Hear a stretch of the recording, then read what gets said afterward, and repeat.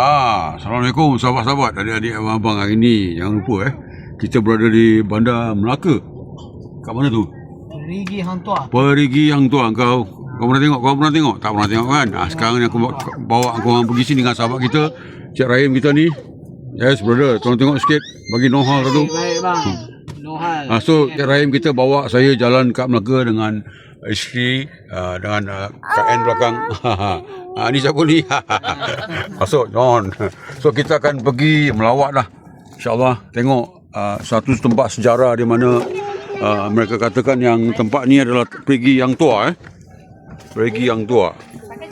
So InsyaAllah kita akan bawa korang semua pergi. Tapi nak pusing tak boleh kamera ni.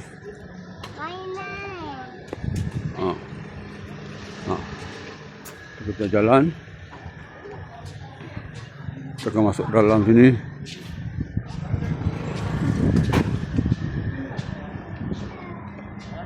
InsyaAllah.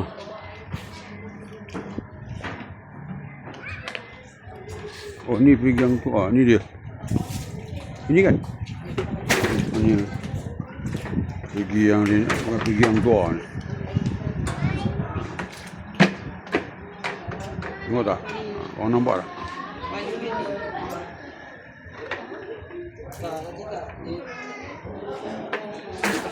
Boleh kan ambil video sini? Boleh kan? So saya berada di sini, tapi tak berapa terang nampak pula. Kena angkat dulu. Tampakkan dalam keadaan baik. Senang nak masuk kat Perigi Hang Tuah ni. Tengok.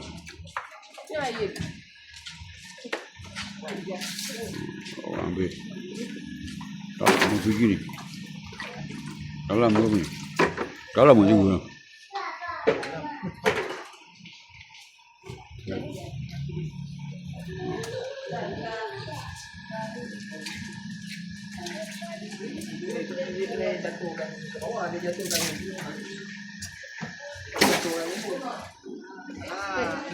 Nampak pailang ni senang.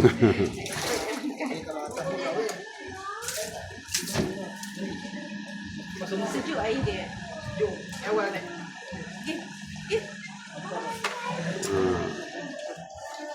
Tempat betapa pentingnya tempat ni, di mana sini tempat Cikgu, ini tempat ni tempat Hang Tuah mandi ke ataupun macam mana tu?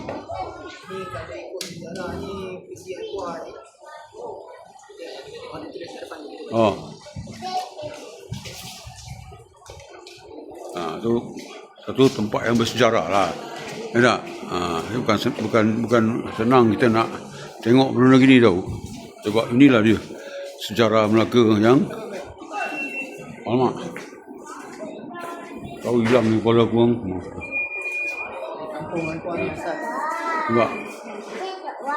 Tuan, memang sahabat terus memberi.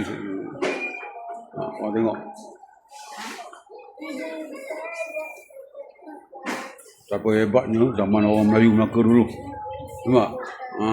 Kau tahu.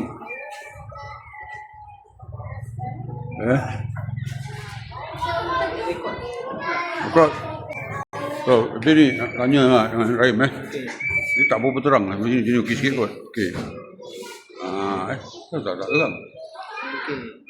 Kalau pendapat pro lah kat sini gue. Ini kira macam betul tapak sejarah dia kan? Kan? Perigi Hang Tuah. Kita ada satu lagi Perigi Hang Jebat. Oh ada Dia Perigi Hang buat lagi pailang.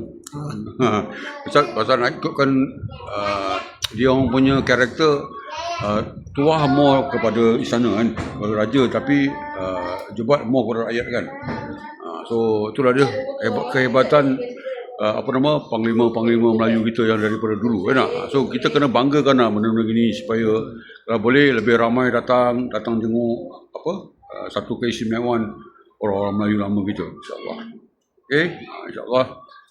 Mahal itulah dia. Ini semua pailang Melaka yang main-main. Okey bro, insya-Allah. Nanti kalau masa kita akan buat lagi konten untuk tengok tempat-tempat sejarah lain, insya-Allah. Okey, brother, all the best.